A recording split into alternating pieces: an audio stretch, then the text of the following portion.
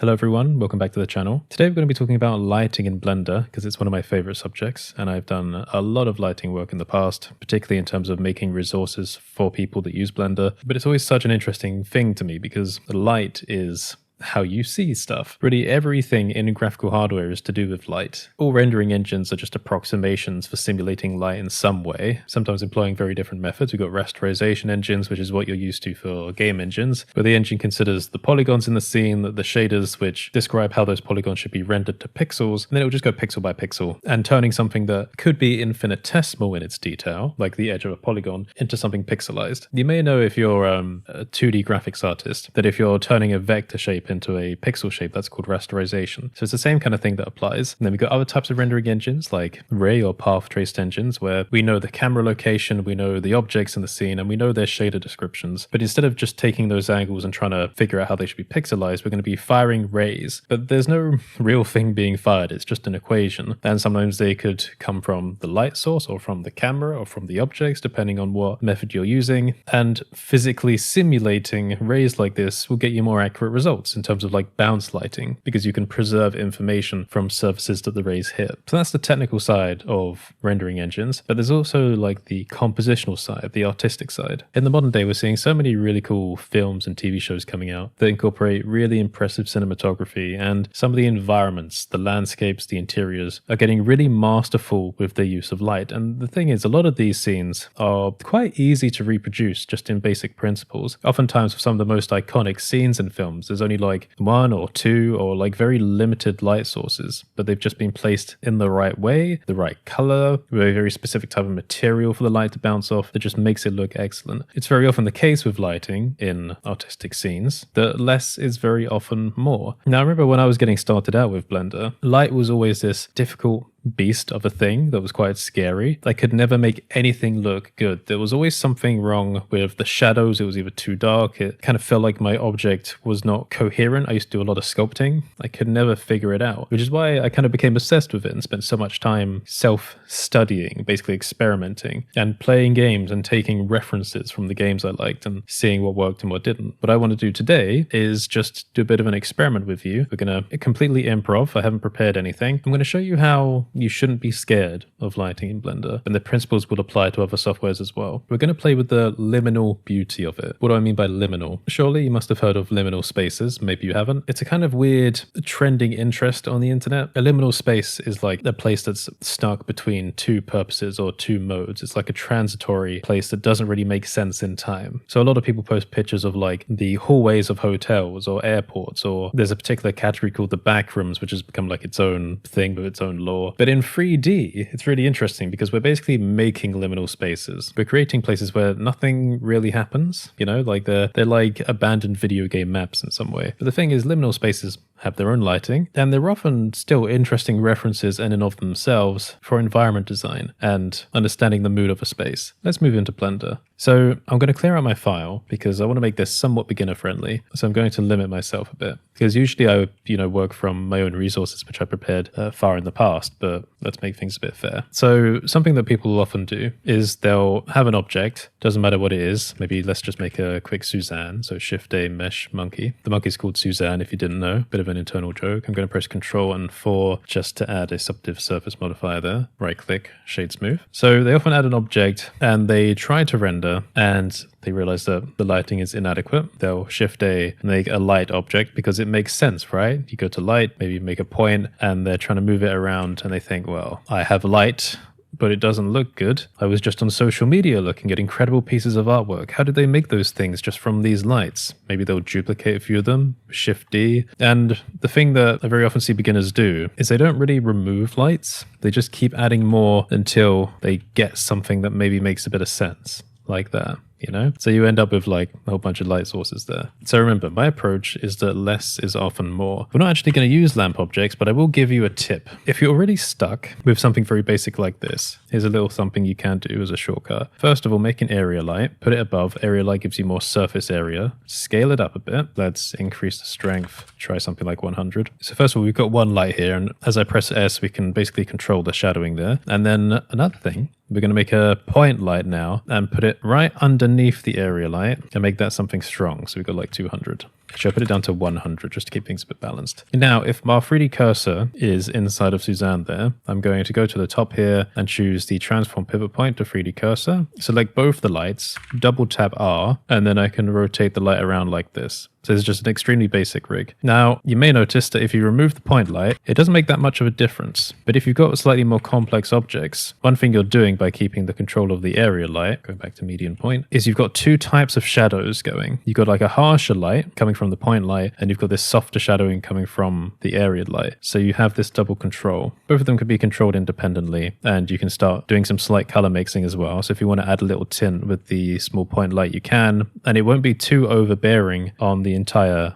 mesh object. It will just be where the point light can get to. But then once you know you've got this kind of dual light rig, without much effort, let's say you want to add some light to the other side of the object. So click on the point, and we're moving it around the pivot, and as we rotate it around, we get a rim light there on the other side. Now again, it's not too complex, it's not too comprehensive. Let's just add a bit of color back in there. So let's add a bit of a blue rim to it. As we rotate that around, you can have a bit of fun just playing with the light like that. And again, not too complicated, but if you're just kind of stuck in that mental state where you're like, oh, I just keep adding lights, just restrict yourself to a couple and try and make the most out of them. We're going to get onto environment spaces soon, but typically if I do lighting like this, I don't really like using point lights. I always try using area lights. By the way, if you've got a light selected and you press Shift and T, you can target it towards a point on an object. The reason I like using area lights is just because they're like far softer. You know, you get much more natural lighting with it. It's very easy to get moody. It just feels like you have more control over them with that scale and softness. Now, over time, I kind of settled on a different method of lighting, one that's far more physically based, one that's more about spatial presence. So I'm going to add a couple of planes. And really the point of this is to utilize the environment rather than the lights themselves just for lighting. Actually, let's do this a better way. I won't do it as separate planes. I'll grab the edge here. I went into edit mode, by the way. I was holding tab. You should be able to swap modes in your tab pie menu, unless I've got an add-on running that gives me that. It may be the machine tools add-on. I'm going to click this edge, press Control B, and scroll up the mouse a whole bunch of times, then left click, go back into object mode, right click, shade smooth. So we've got what we would call a light catcher. That's the name for an object like this. Or a shadow catcher, depending on whether you're intending to catch light or shadow. It's effectively the same thing here. Okay, now let's make a new light, an area light. Shift T, point it at the shadow catcher, increase its size, up its power to 200. So if we go into render, what's happening here is, if I turn around, clearly this area light is not facing this part of Suzanne, but we're still getting light on it. And that's due to bounce lighting. And if I change the shape and change the location of the area light, then the light we're going to get on the object changes as well. If I move that up, you can see that we get a bit of a studio vibe here. It's very different to what we had before with a couple of lights, which still felt very basic as it was. You can kind of imagine like a character standing here and it already looks more professional, even though it's one light. So this is just a point about less is more depending on how you use it. So now at this particular angle, as I just changed the scale of the area light, we've got nice studio lighting that's harsher and nice studio lighting that's softer and all-encompassing. I think newcomers to Blender will be surprised how much difference a simple light catcher can make. What I'm doing here, by the way, is I've gone back into edit mode. I'm selecting an edge, pressing Control, and then an edge down here. It will select all of the edges in between. Shift on this one and Control on that again. S and then X to move on the X-axis and widen the light catcher a bit. Then we're going to grab the top one here and raise that slightly back into object mode. So we find what we're doing now is we're not necessarily just trying to light the object, we're trying to maximize the space around it. And now as I move the light around here, we're kind of hitting two birds with one stone. We got the monkey and the light catcher. Every movement is a new lighting profile for the monkey. This is far, far better than just sticking lots of random point lights around an object in 3D space. So now if I press Shift and T, I can control the target of the light. I can move it around the object here. And in a way, we're basically saying, look, I want you to bounce light off of where I'm pointing with the cursor. Then we can go on to the monkey, around the monkey, anywhere we like. And again, every position is something new. So less is more if you use it well. So another principle that catches people out, actually, since we're not using the shader editor, let me make this a bit wider. Yeah, another thing that catches people out is that very often people will want to try and light absolutely everything they've made, which makes sense, right? Because you've spent a while making like a character or a prop or something, and you want people to be able to see everything you've done. And that's great. You can do that. You could very easily come up with a lighting setup that's very good at accentuating like everything you've done. But the thing is, when everything is lit, it becomes flat. One of the main points about light is that there's also darkness, right? It's like, if everything's good, how do you know what's good versus bad? Bad has to exist philosophically for you to know what good is. If there's a day, there's a night. If there's a light, there's a dark, that kind of thing. In terms of composition, it's important to use darkness as much as light, but for creative effect, ideally. Now that I've got two lights in the scene, it's harder to try and control where shadows are when there are two lights present, because there's too much light bouncing around. It looks a bit weird having the light on the eye here, and I often feel better moving the light away so that it's not even there, because the shadows kind of feel more meaningful and sensible in this space. So again, coming back to less is more. Shadow is easier to control when there are fewer sources to manipulate. So it's almost kind of moody, like a noir scene. If I move the light over here, as I change the size of the area light, it's going to affect the sharpness of the shadow there. So I can scale it down for a really sharp shadow, or continue scaling it up to soften the shadow. Maybe if I bring it down a bit. So this is actually almost intersecting the monkey. But from here, it's looking kind of nice, kind of soft, you know? Now if I rotate the monkey head around, look towards the light, still soft, look around. So just to reiterate, what we're saying here is, if you've got a whole bunch of lights in your scene and you're struggling to make something look nice, just take a step back, maybe ask yourself if you've got too many going on at once, and just try adjusting their positions. Maybe throw something you can bounce off of in the scene if you don't already have that. And now, while we're speaking, notice what I'm doing here. Like, I didn't really have to think about this, it's just something I naturally want to do. The reason I like spatial lighting is that once you've got a space, it gives you a diegetic context for the lighting. So what do I mean by that? Diegetic refers to something that's happening in scene. So if you're talking about a TV show or a film, they refer to it as diegetic sound if sound is coming from something in the scene. Like if there's a radio playing, that's diegetic. In terms of 3D space like this, I call lighting that happens in the scene diegetic. Now this area light technically isn't, but if we had like a glow stick next to the object that's producing light through like an emissive texture, that would be diegetic because it's in the scene. I've kind of expanded the definition because when I speak about diegetic lighting, it's a bit of a misnomer, because what really is in scene, what isn't. In terms of like light sources in Blender, you can go from anything that's completely abstract, like a point or area light source like this, to something that is literally coming off the surface. And then there's like light nodes where we can find a midpoint between the two, where you can control the point light sources with shaders. You can use drivers to connect to the values of objects in the scene with light objects, so they change dynamically depending on what happens. So the lines are blurry, but what I say is that anything in scene like this that's helping to produce light, like a physical object, even if it's just bounce light, so this light catcher, I refer to as diegetic. It's something we can actually see and touch and move around and play with. So the really cool thing about having diegetic light sources to work with is that it inspires you into new directions. So I saw the light catcher was here, I decided to move Suzanne down onto the light catcher, and it gives us something more realistic, almost. I suppose that's an okay term to use here. And again, changing the light size, we keep control. Changing the color, slight mood shifts. Now, color is a whole other thing. I don't really want to delve too far into that yet, but when it comes to lighting, oftentimes subtle color changes are better. So this is a very, very, very slight blue tint, and then back to white. And you'll notice that it does make a difference to the mood. Oftentimes, like the midpoint of lights, in terms of color, is not really great or not really useful. It depends what it is. Full color is often great for like rim lights and kind of highlighting elements. So a dark blue like this isn't going to be very useful in a situation like this, but it would be great as like a backing color. But I'm going to leave it on a very slightly blue tint. It's kind of a color temperature that I often like to settle on. It's quite cool. Alternatively, a very faint orange or yellowy works as well. It's because these are natural temperature colors. Even in this studio room where I am now, the lights are either cool or warm, and I've got like a mixture of them going on. So if you want to add some color and you want it to be off-white in some way, but you don't know what to go for, think about that. Either very, very slightly warm, or go diagonally up on the color to very, very slightly cool. It will just give you a starting point if you want a mood, but you don't know what the mood is. I'm going to shift right click and add another mesh. Let's do a cube, scale it down, place it there, select it, go to the modifiers, start typing in bevel, increase the segments to something like 6, right click, shade auto smooth.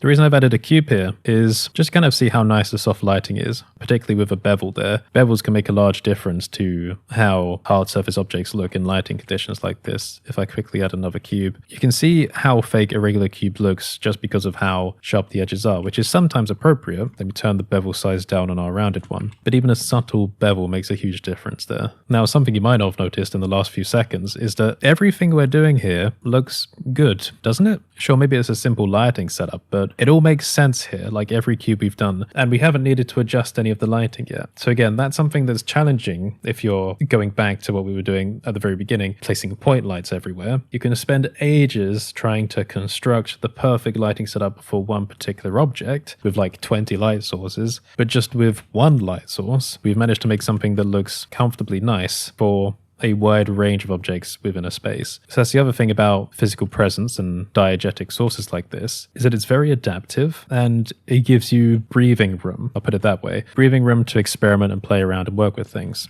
All right, so let's move on a bit to some more environmental things. After removing the light catcher, you can see that, the lighting's still okay, but it's not as interesting as with the light catcher there because we lose the bounce lighting. So again, that's just a good visual demonstration of how nice it is to have something to bounce off of in the scene. Just before we move on as well, it may be interesting to show you that if we added a strong color, then that should also affect the bounce there as well, so you can get the color coming off of the ear. It's just a representation there of how the ray tracing works. And then if I modified this in the shader editor to give it an emission value in the principled BSDF shader, and if I increase that, you can see how it's producing light. So this would be an example of what I would call a diegetic object in the scene, giving light to everything else. So you can use that creatively with different objects. If you wanted to produce light, the larger they are, the more surface area there is for the light to be produced. And there are many ways to get creative with that. All right, so let's clear this out a bit. Actually, maybe I'll keep Suzanne there. So I'm going to get rid of all my lights. We're back to where we were with a basic monkey. But now we're going to create a simple environment. So I'm going to make it like a corridor, duplicate it, rotate it, move it there. When I'm rotating, obviously I'm pressing R and then either X, Y, or Z to choose the axis, and then I'm holding Control to snap, and that helps me move things around. Make the monkey smaller. So this is going to be where our corridor is. Let me do that again with this ground plane. I want to make sure that the darker side is on the back because these planes do have a normal direction to them. There you go. We can see it looks consistent. And the last one there. Going to move Suzanne down a bit more. I'm going to press Shift A, make a camera, press Control and 0 on the numpad, and move the camera. I've got the fly mode bound to Shift F. I don't think that's exactly what it's bound to by default. If you press space, or F3 I think is also the search, yeah, and type in walk navigation, then that should let you move around. You can also right click and add that to quick favorites to be able to access it from the Q menu. So you can press Q, walk navigation after that. That'll give you a shortcut as well. So we've got a really simple corridor and I've got 1 point light there, which we won't really be using, but I want you to keep in mind now how terrible and like a 1990s game with fog this looks like. So again, new people to Blender or 3D art in general, they'll come in, they want to make like an environment scene with a corridor, they'll put a light in and go, it doesn't look that good. Why? Maybe add a few lights going down, maybe in places that don't really accentuate the object in a proper way. And even if they do, look, it'll be extremely flat. I'm going to tell you how to solve that. All right, let's do it. The trick is very basic. Pretend it's an actual place. Where is the light coming from? Is it coming from a light source above? Is it coming from outside? Actually, you know what I'll do? I'll keep point lights in here so we can do a comparison of what it looks like when I do my own version. So we'll call this the New to Blender Corridor Special, new collection, New to Blender Corridor Special. There we go. So we can turn that on and off. And actually I'll do a different version of the corridor as well. So the entire corridor is kept there. And Suzanne, don't worry, you don't have to copy this. I'm just setting this up myself. Kurt's corridor. So what I'm going to do is, first of all, I don't like the end there, so I'm going to close that off. To give us more of a cohesive space, make it feel more enclosed, more natural. So let's make a quick corner there. It would be nice to do something curved actually, but I'm not going to bother with that. So I'm just going to extend that. Actually, I'll do it as a different plane. So let me duplicate. What I'm effectively doing is at the end of the corridor, giving light space to bounce off rather than leaving it as an empty void. Put you there, extend that. Okay, so now I've made like a proper L turn. If we go back, we can see there's an end of the corridor there. But while I'm moving a light up and down here, I'm kind of noticing that, having something along the bottom here, like backlighting, is quite nice. In fact, you could imagine having a series of lights along the edge there, which would look good. Maybe we'll use this as inspiration. So now we're going to create a space for the light to live. And what I'm first of all going to do is actually extend the bottom of the walls down a bit. So in my house, along the ceilings in most rooms, we've got something called a shadow gap, which is like an indent along the edge, which gives space for a shadow to appear. So I'm also going to extend the top. And what I'll do is I'll grab the top and bottom here. It will look a bit weird if the shadow gap doesn't extend all the way down. But just to demonstrate what I'm going to do, I'm in edge mode, I'm going to press Ctrl R, and as I hover over, we'll see a yellow line appear. In your theme, it would be a different color. I'm going to scroll up once to make it 2 lines, double click, S and then X, hold Control, and we're going to move it so that we get a line there on the edge. Maybe I'll do it that far. I'm going to try and replicate that on the bottom as well. Scroll up, S, X. I think that's about the same width. If I go into face mode and select these, first of all, because there aren't enough loops, if I do that, it's just going to move all of them. I press Alt-T and extrude faces along normals, but we'll end up with some Z fighting, but that will be fine. I'm going to press S and Z and scale them down a little bit. Actually, I kind of need space for the light to exist, so that'll be fine. And Z fighting issues aren't actually much of a problem when you're in the rendered mode, but if you want, you can just delete the faces. So I'm going to delete them. And now if I create a point light, if I tuck it in there, it's hard to see because we don't have many lights, but what we're effectively doing is just giving the light a place to exist. Like there's a diegetic reason for it to be there. Now, these are very thick gaps. You would do something much more subtle, and this isn't actually how I want to end it. What I'm going to do is I'm actually going to select the face at the bottom of the gap here, and I'm going to make an emissive material for it. So I'm in the material tab. I made a new material. By default, this material is going to be assigned to the entire object. So I'll add another one, press new, and call this one light. Then with that face selected, I'll press assign, so I know it's assigned to the light. Go into the rendered view, I'm going to hide my overlay because when I turn the emission up, you're going to see something happen. Now that lower bar has become a light. So as I turn that up and down, it's going to light the entire scene and the light's going to bounce around, sourcing from this lower area. Now I want to give this ability and these material assignments to everything so I can pick and choose what I want to be lit. So I'm going to select every other object I can, includes the top, the bottom, the sides, and then I'm going to make sure that the floor object here that's got the material assignment is the last one I select, so it's the actively selected one. I'm going to then press Ctrl L, link materials, and what that will do is now every object has these material assignments. Now by default, all of the surfaces are going to be assigned to the first material, but what it means is, like if I choose a face and then go to light and assign, that will become a light source, and obviously that's a massive light, that wall, so we'll make sure that's not assigned. So then of course what I can do is I can select the top one here, click on that indented line that we've got going along there, go on light and assign,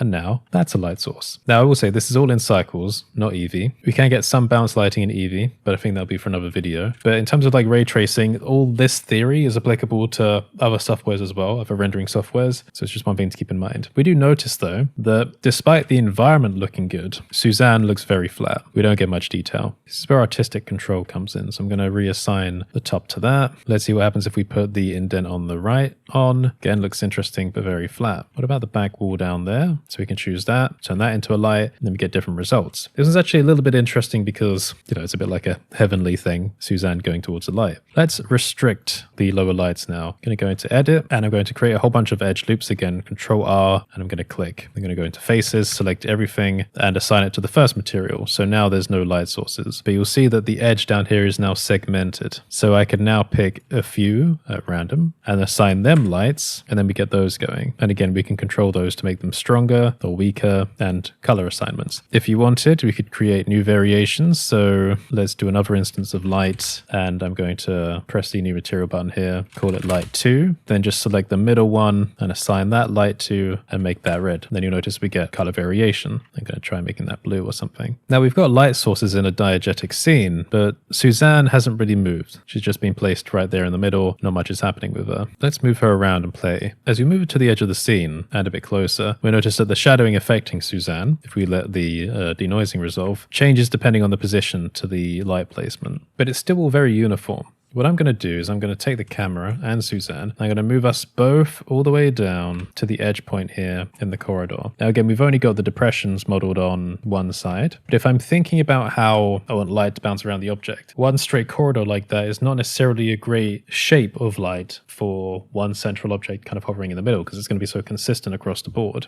But if we're at a corner, then we're going to get interesting bouncing, kind of pinching around that space. So I'm going to delete the ground here, take a copy of the first one. I may do this in a wireframe just to make it easier to see. Add that in. Same with the roof as well. And I'll actually recycle the ground for the roof this time. And I'll need to make the walls longer. And now, immediately after going into the rendered view, because I've just copied over the lights we made earlier and recycled the ground for the ceiling, you can see we have the same copy of the ground that was in our first corridor here and also for the ceiling. And straight away in the camera view, we've got something interesting. We haven't set up any new lights yet. We haven't chosen any new positions. It's literally just because if I bring the camera and Suzanne back, this is where we were in a very uniform shaped environment where the light is consistently kind of flatly bouncing around in a square. And this is where we are now, where the light has to restrict itself around a corner. Now, to emphasize Suzanne, maybe I'll pick a part of the floor back here. Let's go into edit mode, choose that floor segment in there, and assign light. If I go into the render view now, Suzanne is far more outlined. So this is an example of using the environmental space and bounce lighting to kind of define your silhouettes. Then if you want to put emphasis into the actual shape of Suzanne's front, then we can choose ways to do that. We can add our lights, or we can selectively use the environment to assist. So let's try a couple of things. First of all, let's go to the ceiling here, because there'll be some things we can select. I'll choose this inner one and assign a light to it. So we've got a light source coming from above, and we can see in the environment it's kind of coming down at an angle because it has to fit through that gap. Included in the angle is Suzanne's face, so we get some lighting there, and we can control the strength of that. So let's let that resolve. And it's nice. It's a kind of basic interior scene, a little bit flat. We can control the shape of it. If we think it's too wide, it'll be S and X to restrict the shape. So if I make it a really small size, then we could always increase the strength of that. That's going to kind of change the shadow profile. But I still think that's too flat. So we're going to make sure there's no light coming from above now. And let's try another object. So I've got my 3D cursor down there. I'm going to reduce the strength of the backlights to make sure that our silhouette is stronger. Let's try a UV sphere. Shade that smooth, scale it down. And we're going to turn this into a light source. So I've given it a new material. Now I've just duplicated the sphere, so we've got a couple of them, and I'm moving them around. My rendering is slowing down a little bit now because we're using a lot of emissive sources. But there's one hovering around just above the head here, and one just on the right, and we can use these to accentuate the highlights there. Then I'm going to delete the original corridor because I didn't like that kind of black bar we had. I'm going to press Alt and select this line and extend that backwards just so we've got something that looks more cohesive on the camera. Let's select this edge, maybe bevel that a bit. Shade auto smooth. So what I'm just doing is I'm taking inspiration from the structural environment we've created, and I'm just trying to make something a little bit pleasing. If you have emissive light sources like this, you can hide them. So if you select it, then go into the object properties here.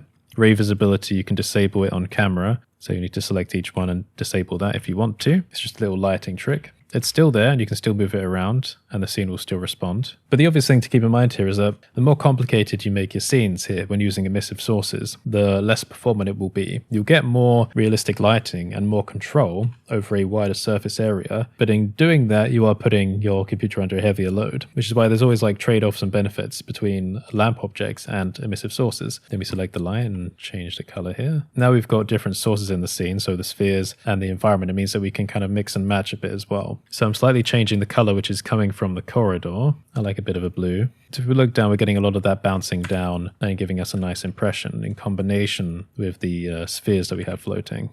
Yeah, I've disabled the first sphere, and an interesting thing to keep in mind is that our Suzanne here in the dark doesn't even have a material. We've just been using like the basic shading settings for it. So let's play with that. When you create a material, the default principal BSDF has metallic at 0 and roughness at 0.5. You can actually play with that to make Suzanne more or less reflective. Now this would bring us more into much more stylization territory, which isn't really what this video is about. But it's important to note how materials react with the lights in your scene. So you see a massive difference now. If we go from 0 metallic and bring it up, it doesn't have to be completely metallic.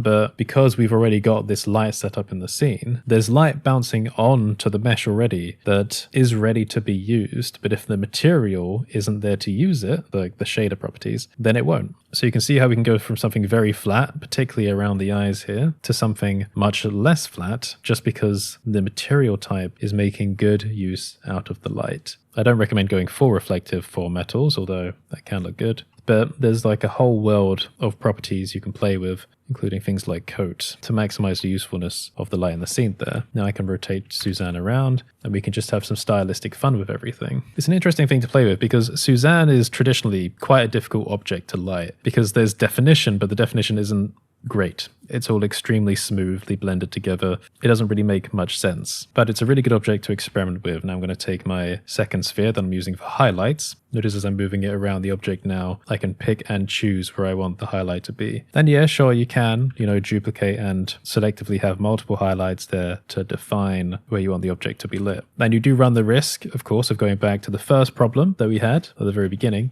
of putting too many point objects around an object. The thing is, though, we could be a bit more confident about it now because we know we have the backing of an environment around us that's really doing most of the heavy lifting. So I'm taking these emissive elements, I'm choosing what parts of the object I want highlighted. Maybe I'll tuck one in there just behind the mouth. And I have to learn when to tell myself to stop. I feel like you can put effort into putting all the extra lights around your object for accentuations, but I feel like you have to earn it in the space, if that makes sense. Starting from accentuations, not a good thing. I feel like it should be the last thing you do after you've created like a viable place for the object to live in terms of light. All right, let me turn the lights down for the environment, see what happens. Now that we're just left with accentuations in terms of like the sphere objects we've got floating around Suzanne, you can tell it's a little bit too computer generated and that the lights are coming from nowhere in the middle of space because we can't see any of the sources. But by having the extra light sources actually active around the scene, it kind of gives us that plausible deniability, should we say, the light can be coming from elsewhere.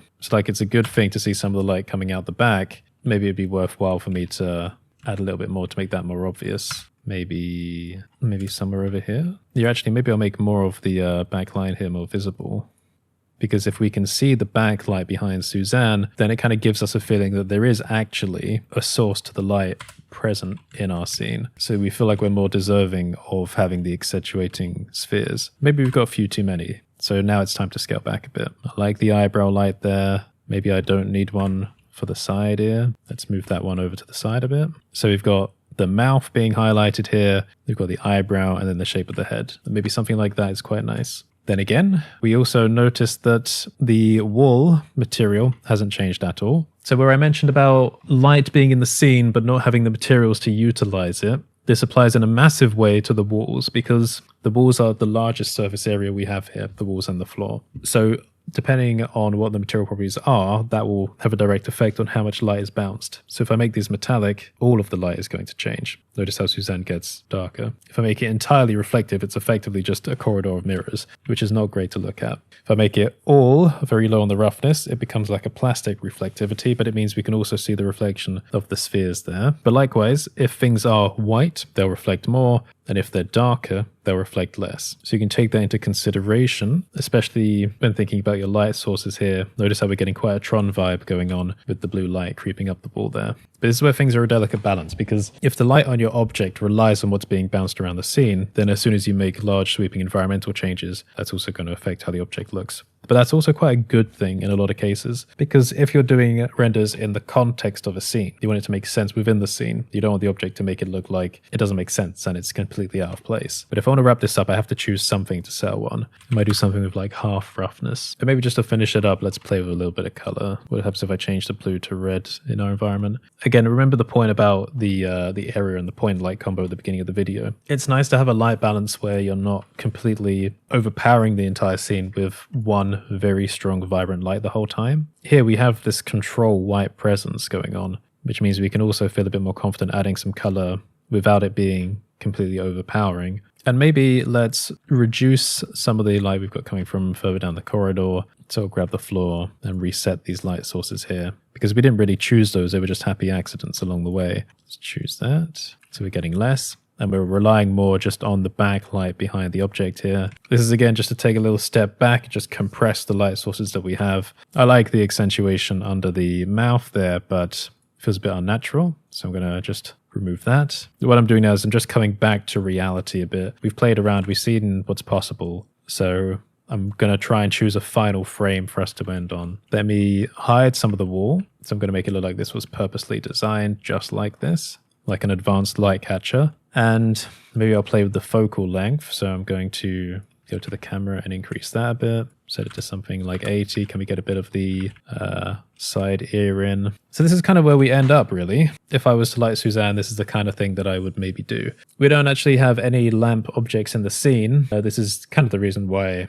a lot of my work recently is all to do with like physical-based lighting, because you just get a lot of power with it, a lot of visual variety. If I made that white now, so we're back to more of a relative studio environment. You know, what's great is that this file and this setup could be saved and recycled for literally anything else. So now that I've built this, like I quite like this space where we are, I could do anything. Let's put in a regular sphere again for a laugh, and I'm going to try and give it the same material as Suzanne, which I believe was material 001, which is quite a reflective material, so we can actually see how the environment is bouncing off of it. So it's effectively like building your own HDRI, which is a type of environment texture, like an image you can apply to the environment to project light onto objects, which is kind of focused around a single point. But in this case, we've actually just built one from the ground up. So this is kind of like a little workshop. What I encourage you to do, is again, if you've had trouble with lighting, is take a look at the different techniques that we've talked about in this video and maybe start piecing together your own types of like starter setup environments, things you can quickly throw objects into that you know will give you somewhat reliable results. All right, so we've got Suzanne back. Let's reset the color, and we're going to end it there. So hopefully you found this interesting, and I've given you some stuff to play with. If you want to support me, you can join my Patreon, patreon.com/CurtisHolt. Otherwise, I have tools and resources. If you love lighting, I've got a product called Afterglow, which basically takes everything we've spoken about here way further to an insane degree. I've got an over hour-long crash course on how to use it, effectively just a breakdown of the features. That's over on my main channel. I appreciate any support you can provide. But if you made it this far, then put an emoji in the comments. This is something we do on my other channels. It's basically an indication to show that you made it. You don't have to write anything, you can just put the emoji, and we'll do any kind of monkey head emoji this time. So if you put that in the comments, I'll see if you made it this far. Kind of helps me to learn how many people make it through these things. So yeah, have a great day, and I will see you next time.